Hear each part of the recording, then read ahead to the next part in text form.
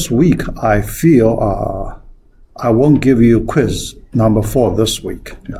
This week, I want most of you complete the project number 1. Yeah. So you spend your time, most of your time, try to complete and submit project 1. Yeah. So next week, I will give you quiz number 4. Yeah, not this week. Yeah. All right. Yeah. Part D, Fibonacci formula and the linear recurrence relation. 2 topics. The first one, last time we saw the Fibonacci formula. Yeah. It looks like, very hard to guess that formula. Yeah.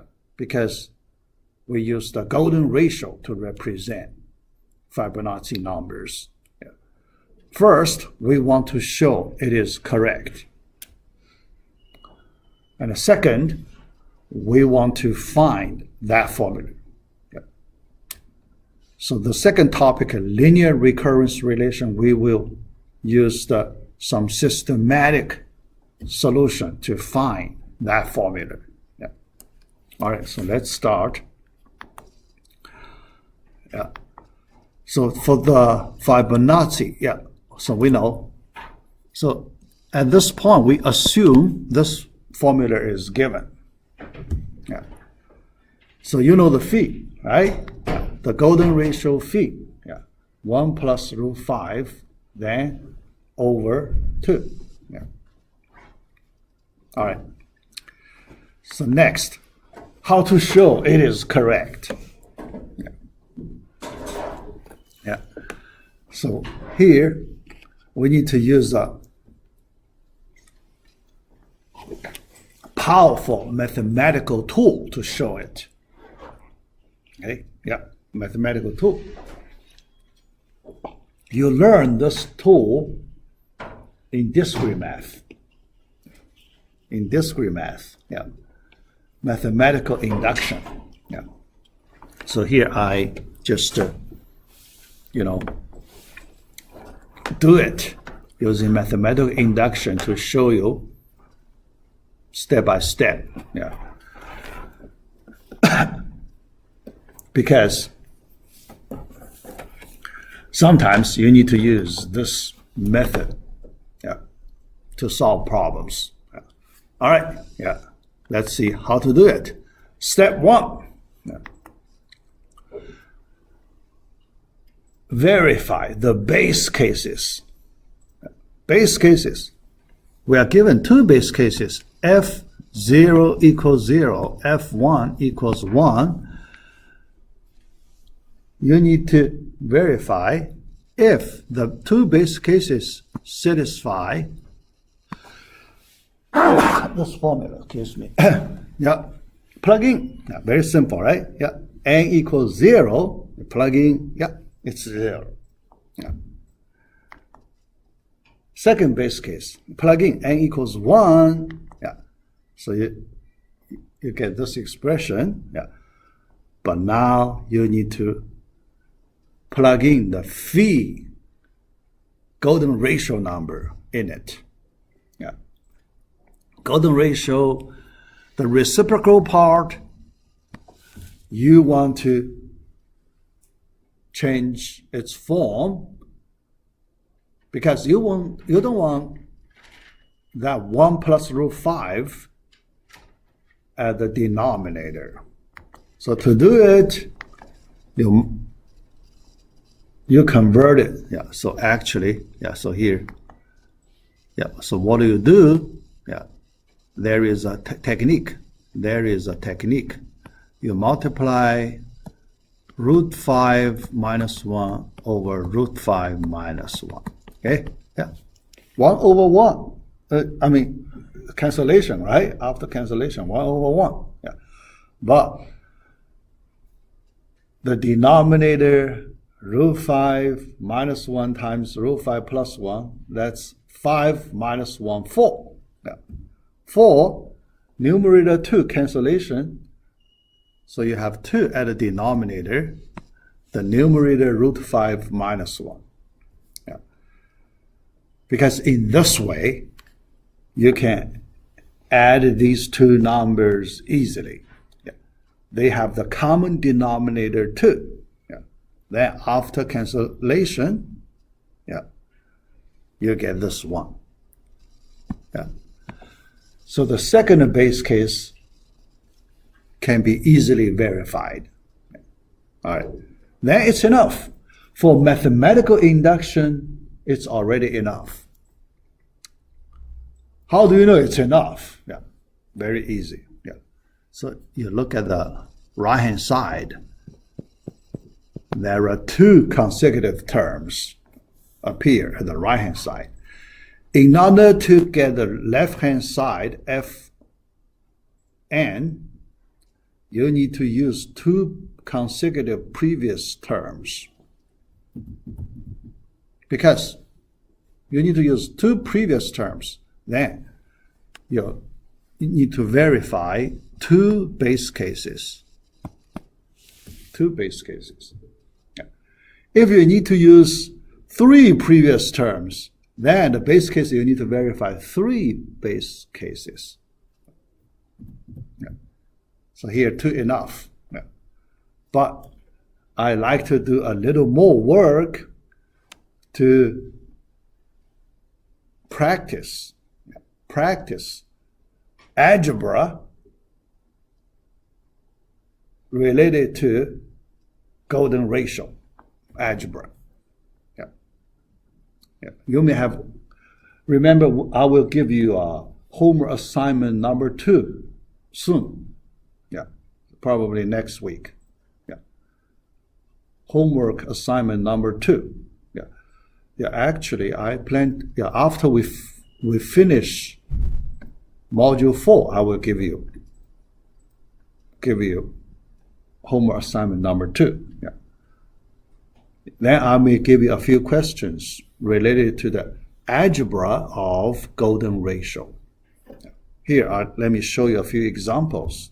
Yeah. So the third verification, although it's not necessary, but we want to practice our algebra skills. All right. The third one, we plug in n equals 2. Yeah. Phi squared and 1 over phi squared. Yeah. This one, we can expand like this. The first term, we apply the, square of sum, that formula. The second one, because after we convert it to 2 over 1 plus root 5 to this version, so when we take square, we use this version. Yeah, so that version. Yeah. So then we use the square of difference, that formula. Okay, yeah. Then same denominator, so we can do the cancellation easily. Yeah. So after the cancellation, we get a 1. Yeah. So we can verify it. Another special case. Yeah. All right. Yeah. So next, yeah, let me do another case, n equals 3. Yeah. Although it's unnecessary, but this time I want to show you how to use the properties of golden ratio. Golden ratio has two properties. Yeah. Sometimes we need to use those two properties of the golden ratio to help us simplify certain formulas about the golden ratio. Yeah. All right, so let's verify n equals 3. This time, if we do expansion way, yeah, if you want, you can do the expansion way. Yeah, but here I want to avoid that way. because we need to do too much work, right? Phi cube, when you calculate phi cube, yeah, so you may need to do too much work. Yeah. So I want to avoid that way. Yeah. All right. So how to, yeah, especially when the exponent number on the golden ratio is relatively large, then we may like to avoid doing expansion directly. Yeah. So here, let me show you using two properties of the golden ratio. Yeah. Degree too high, hard to calculate directly. So we want to bring down the degree. Yeah. Phi cube, so the degree 3, relatively high. So to make it simpler, so we want to do some operations, special operations to bring down that exponent number. Yeah. How to reduce the degree of phi to the third? Yeah. We use two properties of the golden ratio. Yeah. So here, let me give you those two properties first. The first one, 1 equals phi squared minus phi. Can you see that? Y1 equals phi squared minus phi. The first property. Yeah. It's very easy to see it. Why? Yeah. So I will show you. Second property, phi squared equals phi plus 1. Yeah. You just change the form from the first one, you can get the second one. So you just move terms, you know, left to right, right to left. Right? Yeah, so you can get a second one. The second one, the first one, equivalent. Yeah. But how do you get one of the two properties? Yeah. Remember the original equation for the golden ratio. How do we find the golden ratio? We solve this quadratic equation, right? To get a golden ratio. Yeah. That means golden ratio should satisfy this quadratic equation. So if you plug in the golden ratio into this equation,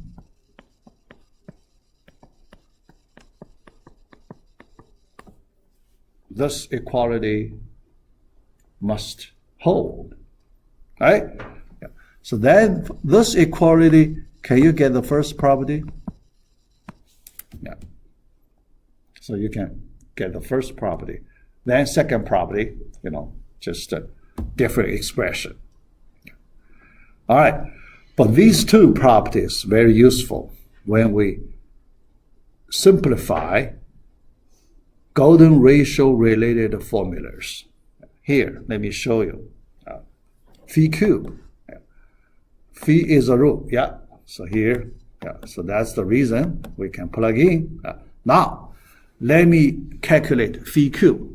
Phi cube equals, I split it in this way. Phi times phi squared. Phi times phi squared. Yeah. Because when you see the phi squared, you can apply the second property, right? You can replace phi squared by parenthesis phi plus 1. Okay? Yeah. So then you do the expansion, phi squared plus phi, and you have another phi squared, right?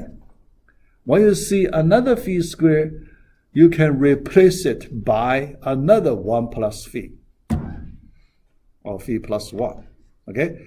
So you get a 2 phi plus 1.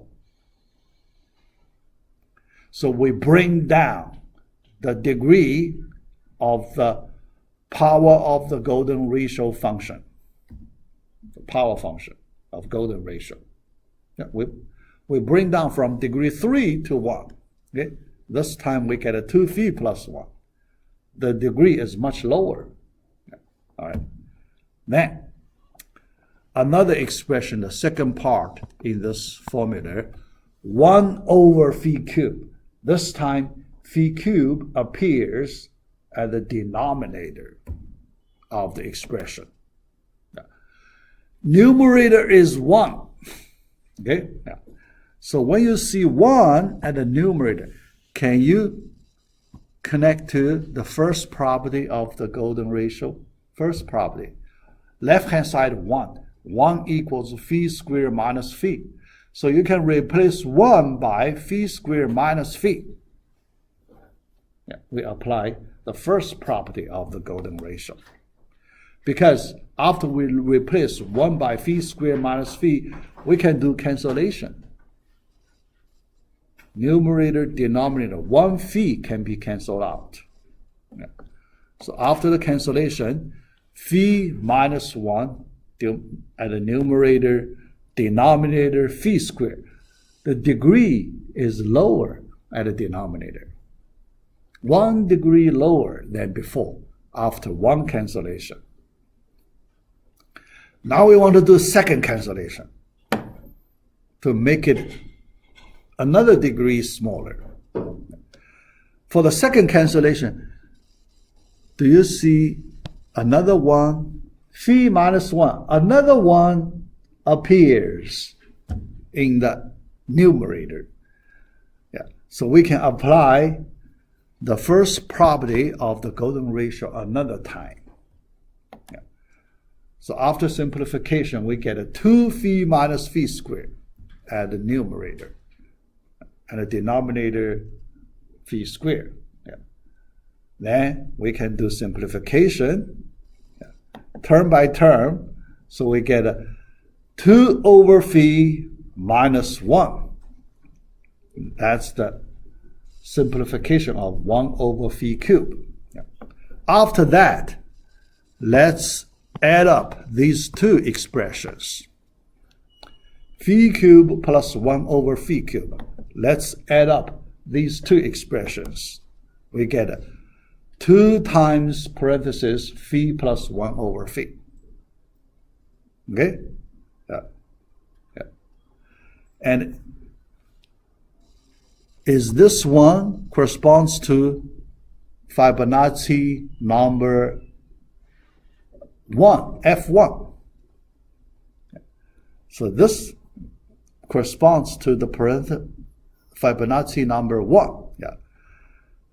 So in order to get the Fibonacci, this formula, yeah, we only need to verify if F3 equals 2 times F1. Yeah. Because the left-hand side corresponds to F3. Yeah. Left-hand side, after you multiply 1 over root 5, you get F3. Right-hand side, after you multiply 1 over root 5, you get F1. So that means we only need to verify if F3 equals 2F1, correct or not. Yeah. F3, we know it's 2. F3 equals F1 plus F2, right? By the recursive formula, F3 equals F1 plus F2. F1 is 1, F2 is 1. 1 plus 1, F3 equals 2. So it's correct. Yeah. So we verify. Yeah. For n equals 3, it is still correct. Yeah. So we practice 2 more cases. Yeah. Now, I hope you learn how to apply 2 properties of the golden ratio to help you simplify formulas involving golden ratio. Yeah. Okay. Yeah. So that's the example. Next, we need to verify the general case, the base case. We complete step 1, base case. 2 base cases we complete. Yeah. Yeah. Next, we need to work on the general case. All right. So the mathematical induction, there are 3 steps. So after we complete step 1, now we need to work on the step 2, then step 3. All right. Powerful to mathematical induction. Yeah. So let's recall mathematical induction. Yeah. Step 1, check the base cases, F0, F1. Step 2, we need to make induction assumption. Induction assumption. All right. Assume that the formula is true for K. Yeah. So here, yeah. Actually, this is the range, right? This is the range. Yeah. Let me write the, in order to understand this step better. Yeah. Actually, the range should be, let me modify this range. Okay. Yeah. Although assumption, because, in order to, so here, in order to make sure the logic is rigorous. Yeah.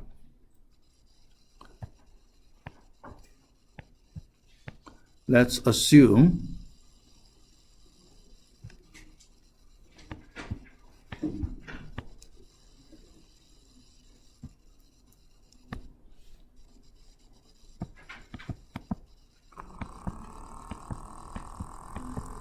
how about that? Yeah. So I modify this way. Yeah, because you can see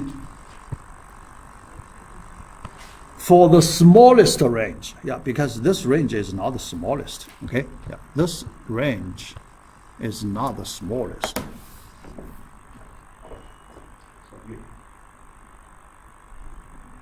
All right. So this range, this expression, not the smallest.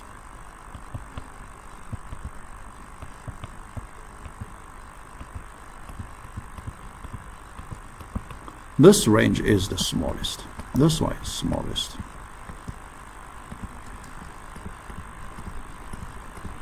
Okay? Yeah. And we know the smallest range is true from the two base cases. The two base cases tell us the smallest range is correct, because K can only take 0 or 1, and we know for K equals 0 and 1, both cases correct, F0, F1, satisfy the given formula, smallest range. And this one, actually, this one, larger, we want to enlarge the range to cover more and more numbers. So the idea here, we want to enlarge the range.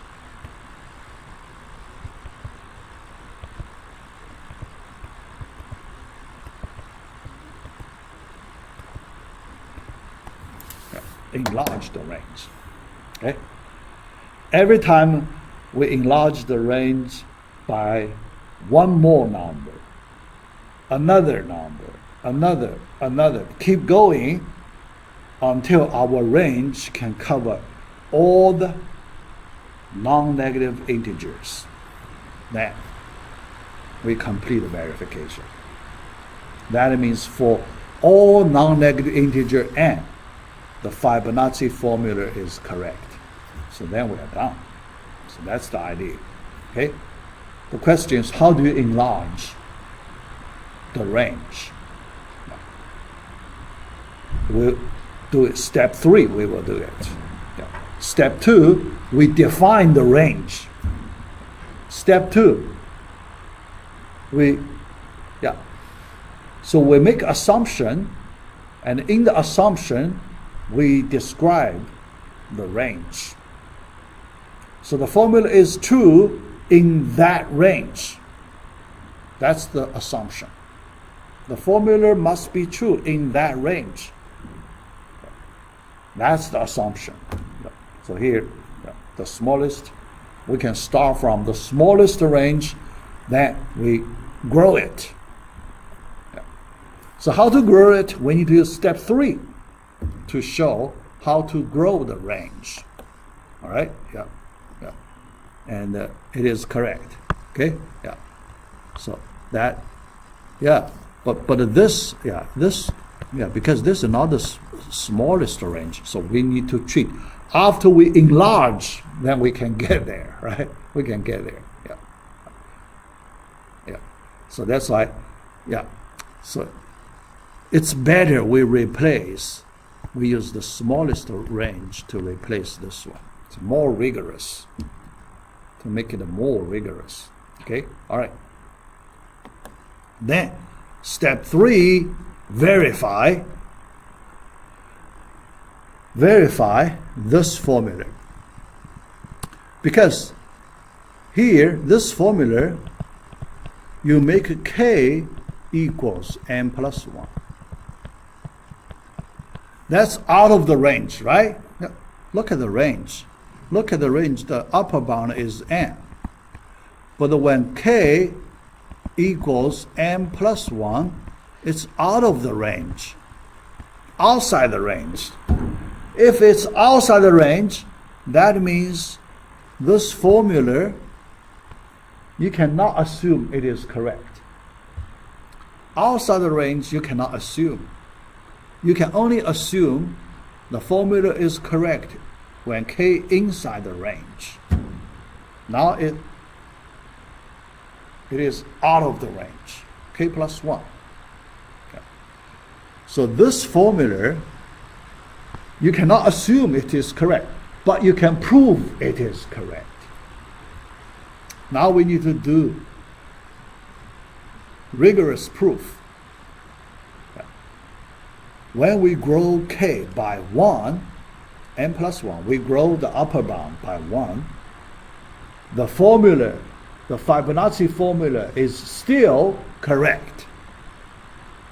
That means we can enlarge the range by 1 more number. Okay, all right, so let's do the work. The next step, let me do the verification. Step 3, verification. It's correct. Yeah. Because we need to do a lot of computation. So let me show you how to do it. Formula. We need to do formula transformation. When we start, we use the recursive formula. It's correct, right? Recursive formula is given. Okay? For any capital N number, it's correct. Here we use a special capital N, that's a little n plus 1. That, in this recursive formula, it must be correct. Okay, all right. Then, remember our assumption, okay? Yeah. 0 less equal to k less than equal to n. Yeah. N is in the range, right? So this is our range. Range that the formula is correct.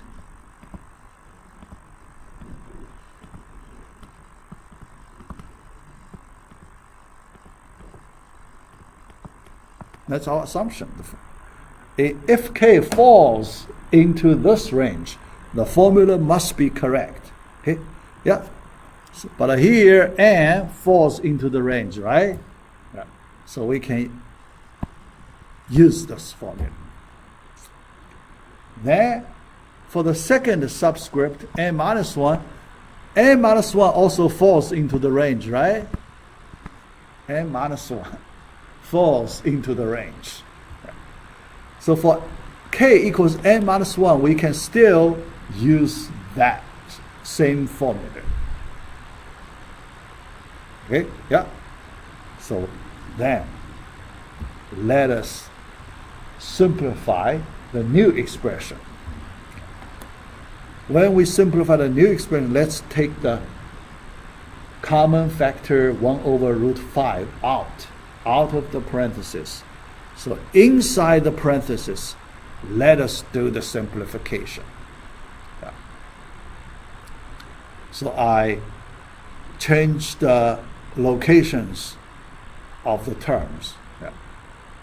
I put the power of phi together. Okay, the expression power of phi together. Yeah. First two terms, phi to the n plus phi to the n minus 1. Yeah. Next two terms, I put a -1 over n over power of phi. Yeah. So those two terms together. Yeah. So when we do that grouping, that's the grouping. Okay. Yeah. When we do grouping, so we want to put the objects with the same structure in the same group. Yeah. So these two objects, they have the same structure, so we put them in one group. These two objects with a similar structure, right? Yeah. The power of the golden ratio appears at the denominator. Okay. Same structure. Yeah. Group them together. Yeah. All right. What is our goal? This is our goal, right? This is our goal. Yeah.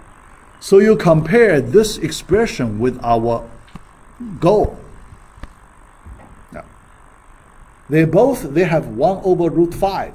That's the same. So we don't need to consider that part. Okay. So we only need to compare the expressions inside the parenthesis. Inside the parenthesis. Yeah. And we want to show the two expressions inside these two pair of parentheses the same. Then we are done. The same. Okay? All right. So when you want to show they are the same, you can, based on the structure understanding. Structure understanding. Yeah. All right. So based on the structure understanding, the term with the same structure, should be the same. Yeah. Yeah. With the same structure should be the same. Yeah. That's based on our understanding. Okay? That's based on our understanding. Because that's the natural way. Okay? Yeah. That's the natural way to connect those terms. Yeah. All right. Or you can say that's our guess. Yeah. You can treat, these two things, that's our guess. We guess in this way. Yeah. But our guess is based on our understanding on the structures of the terms to make this guess. Okay? All right. So next, we need to show this guess is correct. This guess is correct. Yeah. All right. How to show it? Yeah. All right. Yeah. To show it, because we have two equalities to be shown. Okay. Two equalities to be shown. Okay. Let's show the first equality. First equality, when we start with this property of golden ratio. This is the second property of golden ratio. Phi squared equals phi plus 1. The second property of golden ratio. Let's start from this one. Okay. Then we multiply both sides by phi to the n minus 1. So the left hand side, you get a phi to the n plus 1. The right hand side, you get a phi to the n plus phi to the n minus 1. So that is the first equality. Right? So the first equality is correct. Yeah. Next, let's show the second equality. much harder than the first one. Yeah. The second equality, in order to show the second equality is correct, yeah, let's use a commonly used problem-solving method, backward thinking. Backward thinking, because this is our destination, right? Yeah. That's the goal. That is the goal, okay? Based on our guess, that's our destination. Yeah. That's the end, okay? That's the end. But we do deduction from the end. So it's the backward thinking. Okay? Yeah. All right, backward deduction. All right. In order to make this destination formula correct, let us remove the, the denominator. Let's use the common denominator to remove all the denominators. Yeah. So we multiply. After we multiply, this is the common denominator. Phi to the n plus 1, common denominator. Let's multiply the common denominator both sides, so we get this formula. Yeah, backward thinking. That's our first deduction step from the destination formula. Moving backward. Okay, yeah. All right. In order to make sure this equality true, we do another round conversion, another round transformation. This time we want to remove those -1 to a certain power, yeah, because that's quite annoying. Okay, -1 to a certain power. That expression make the formula harder to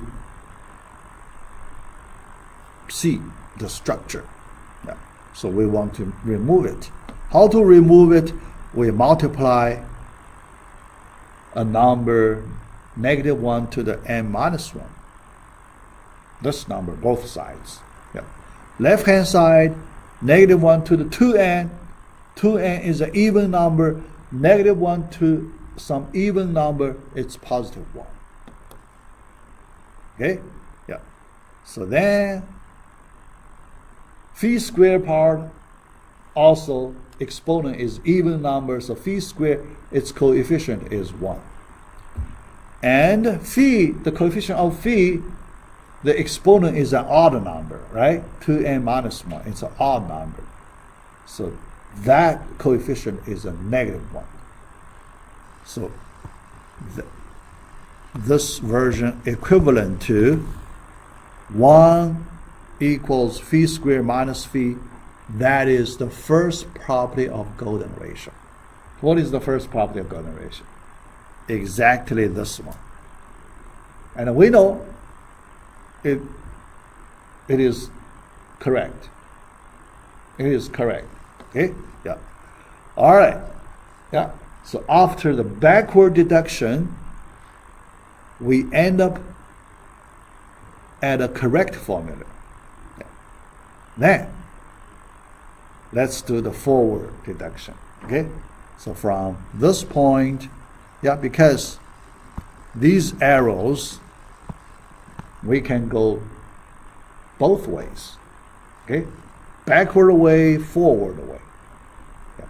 So each arrow, each deduction directions, two-way deduction, right?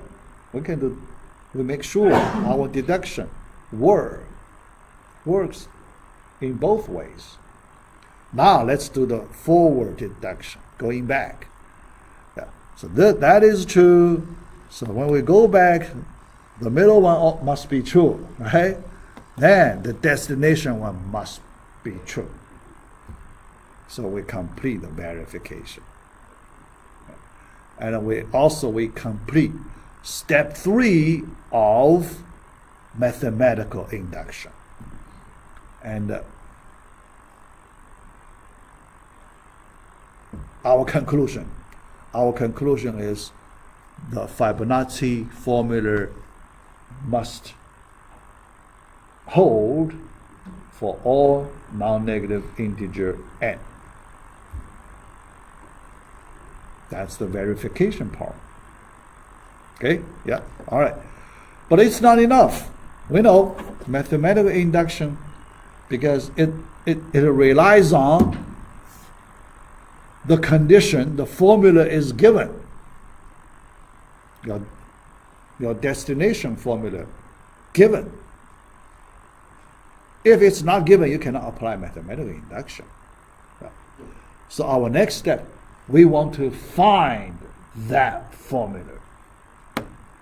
Discovery step.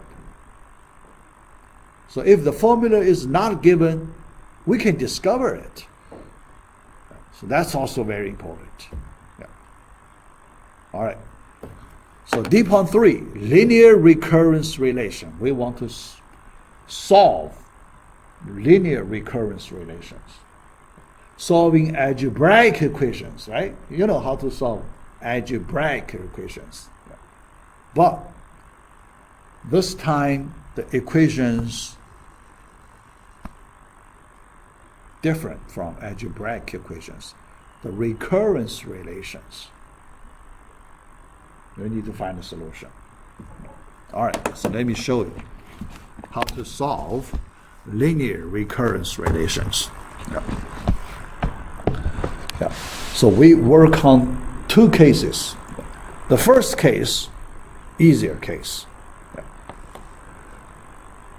So it came from the Tower of Hanoi problem, but we didn't solve it. So I delay it. I delay solving that simpler recurrence relation from the Tower of Hanoi problem. Using the formula, this is the expression.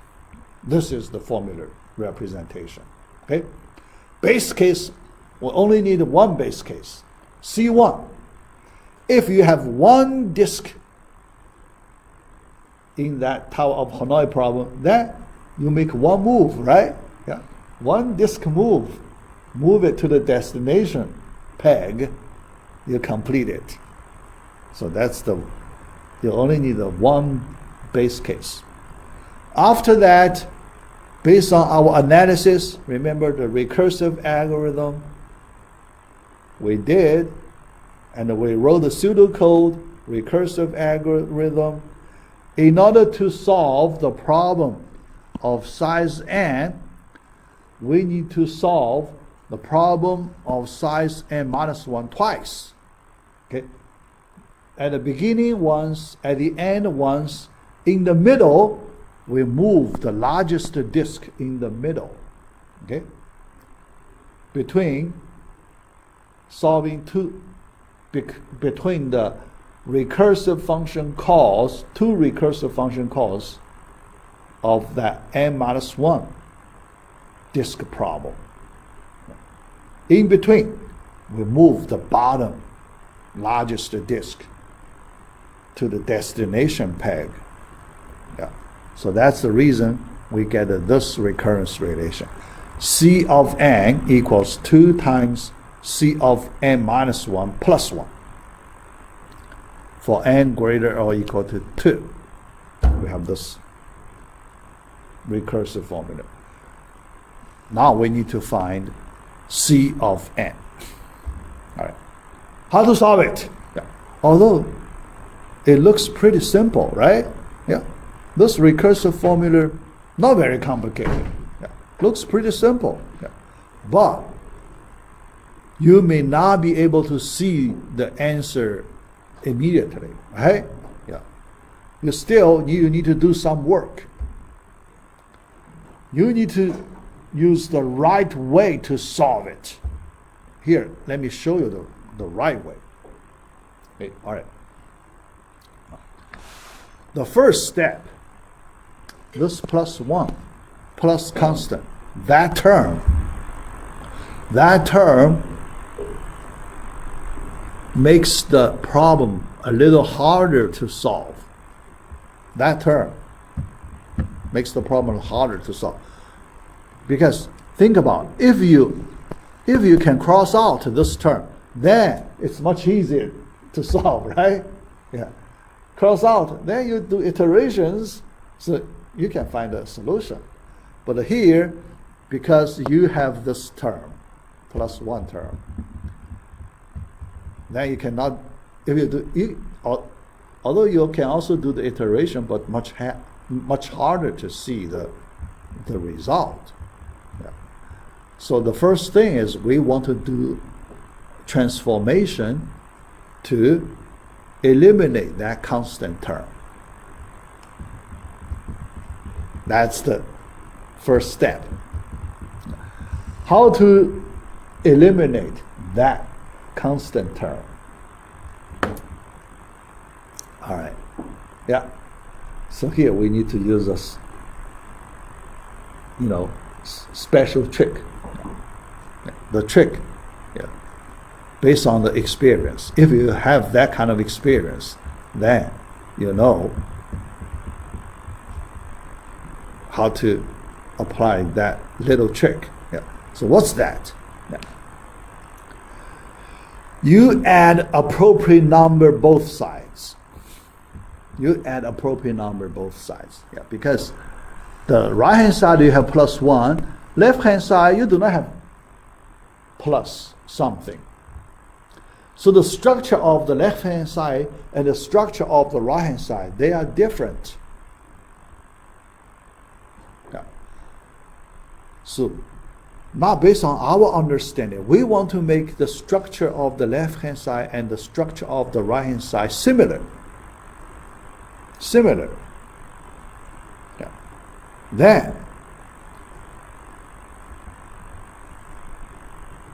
we will get a simpler structure. Yeah, that's our understanding. Okay, all right. How to make it similar? Because right now there is a plus constant term. To make the left hand side also contain some plus constant term, so we need to add appropriate number both sides. Yeah. So let us do it by our observation. Let us just add 1 to both sides. Okay? 2c of n minus 1 plus 1 plus 1. Another one. Okay? Another one, you combine, you get 2, but 2 we can factor out, right? C of n minus 1 plus 1. Okay? Yeah.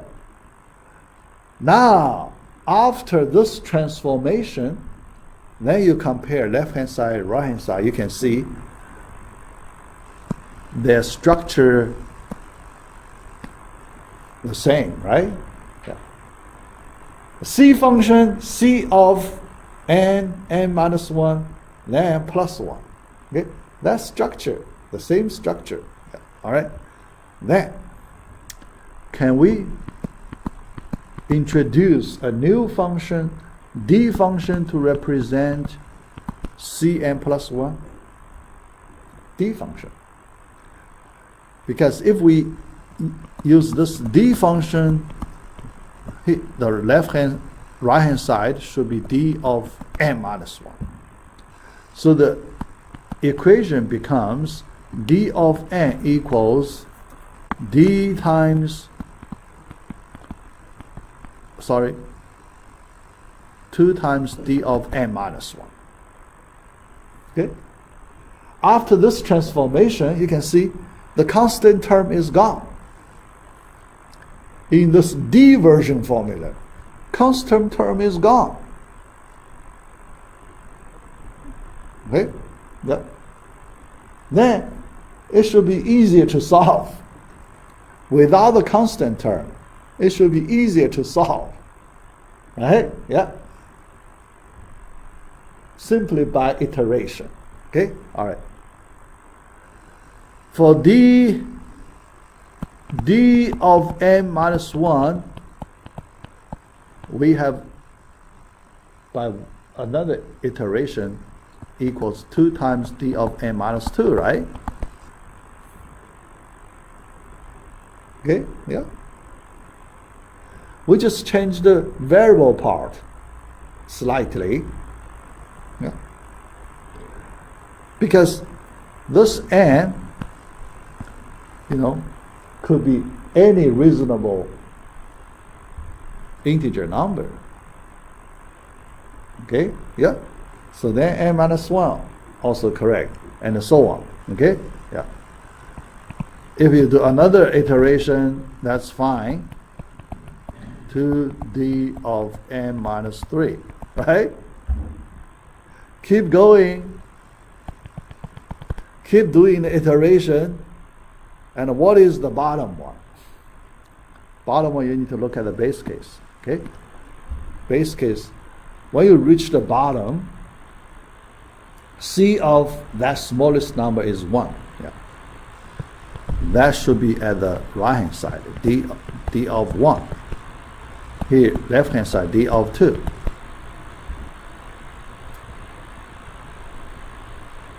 D of 2. Okay? Yeah. But what is d of 1?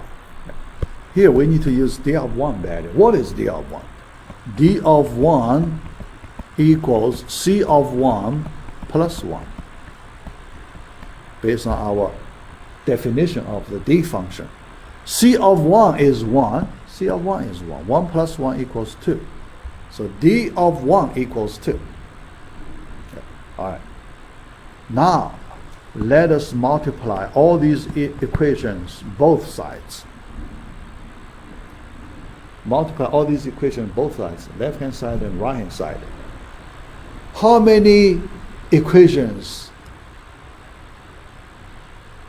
can you see?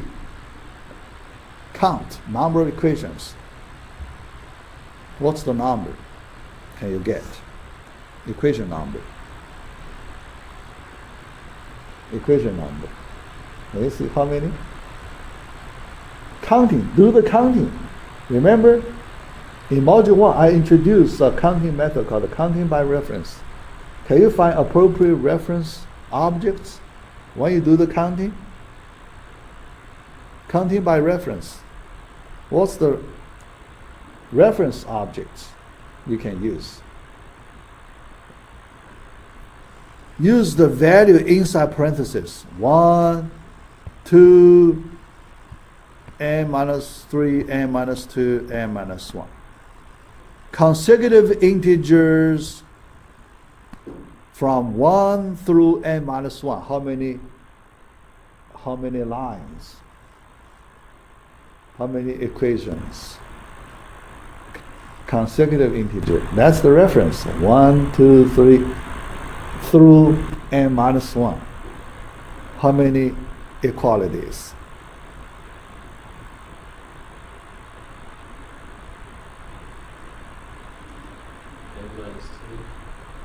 Consecutive. When you count from 1, 2, 3, the last one is n minus 1. How many numbers?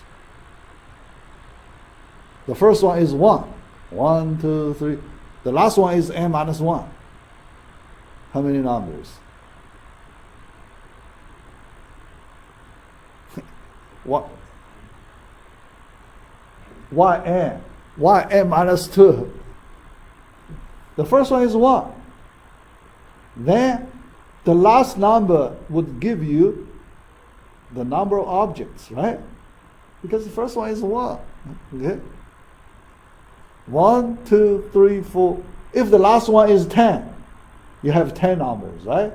If last number is 100, you have 100 numbers. Here, the last number is n minus 1. You have n minus 1 numbers. Okay? You have n minus 1 numbers. All right. Yeah. So n minus 1 equalities. Okay? N minus 1 equalities. All right. Then you multiply, because you can do this kind of cancellation. You can do cancellation like that. Okay? So the left-hand side, you have d of n. Right-hand side, 2 to certain exponent number, because you multiply these equations, each equation contribute 1, 2. One number 2. You have n minus 1 equations, so the exponent of the n 2 should be n minus 1. Then times d of 1. D of 1 equals 2, right? D of 1 equals 2. So d of n equals 2 to the n. D of n equals 2 to the n. And what is C of n? C of n equals, based on our definition of d of n minus 1. So that's why C of n equals 2 to the n minus 1. And this formula I give you before, right? I give you before. And here I derive it. We solve this linear recurrence relation, and we can find the solution. C of n equals 2 to n minus 1. I take a picture of that. All right. Yeah, try to understand, because you will have a similar question in your homework assignment number 2. Okay? Similar question, like this. But I changed the coefficient numbers. Okay? I changed the coefficient numbers. So try to understand the solution. Yeah. All right? Yeah. It's pretty simple. Yeah. But you need to follow the logic. Yeah. Because we apply many knowledge pieces to solve, and based on our understanding. Yeah. Understanding. Okay? Yeah. Because we feel that constant term makes the problem harder to solve. So our first step, we want to eliminate that constant term by some transformation. Yeah. So we do that transformation. So we introduce d function, yeah, to eliminate that constant term. Then, when we want to find a d function, counting by reference. You need to count the number of equations. That step we learned before. Okay, so everything we learned before is useful. Here we need to use that, counting by reference. Yeah. But when you count from 1 through certain number, you need to know how many numbers. The starting point is 1. Okay, but if the starting point is 2, then when you count, you need to do subtraction. Okay, and the last number minus the number before this 2. Okay, before that 2, you need to do subtraction. Here, let me ask you, if we count numbers, how many numbers? Our starting number is 5. Okay, 5, then consecutive 5, 6, 7, dot dot dot. Our last number is 43. Now I want to ask you, how many numbers in this list? Consecutive integers from 5, 6, 7 through 43. How many numbers? Do you know how to count? Consecutive. Okay. So if you do it, you count in this way. Use the last number, 43, minus appropriate number. That number should be 1 less than the first number. First number is 5, then you take the 1 less than 5. 1 less than 5. 4. Okay? 43 minus 4, 39. So your answer is 39. There are 39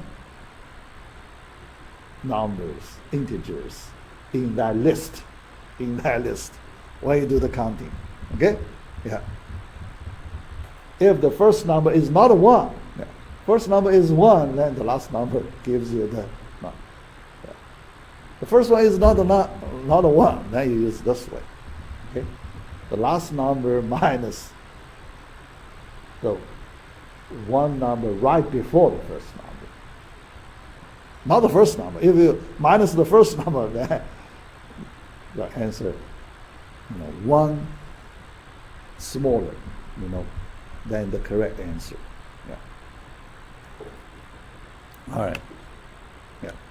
Think about that. little technique. All right. Let's move to the next topic. Our last topic. Yeah, but the last topic, let me see. I only have a few minutes. Yeah. Let me just do one slide. Okay. Yeah, I couldn't finish it. Let me just do. This whole slide. Yeah. Then next time I try to complete it. All right. This time, we want to discover this formula. We want to solve this recurrence relation systematically. Systematically means after we solve this problem, we can easily generalize it to cover all the questions with a similar structure. Yeah. So, yeah. All right. Here, first, let's look at the name of this equation. So let's here look at the official name of this equation. It's a long name. Okay? Yeah. Second order linear homogeneous recurrence relation with constant coefficients. That's the full name of this equation. Yeah. Let me read another time. Second order linear homogeneous recurrence relation with constant coefficients. Yeah, let me explain. Bit by bit. All right. First, second order, not first order. What's the first order? Our previous one, that recurrence relation for the Tower of Hanoi. That's the first order. C of n equals 2 times C of n minus 1 plus 1. Right hand side, you only have one previous term. Okay? One previous term. One, so that's the first order. Here, right hand side, you have two immediate previous terms. Two immediate. Yeah. Terms. And second order. Okay? All right. So that linear, the linear meaning. Linear means each term should be a linear function. Each term should be a linear function. Okay? Yeah. Yeah. So let me give you an example. If we write square equals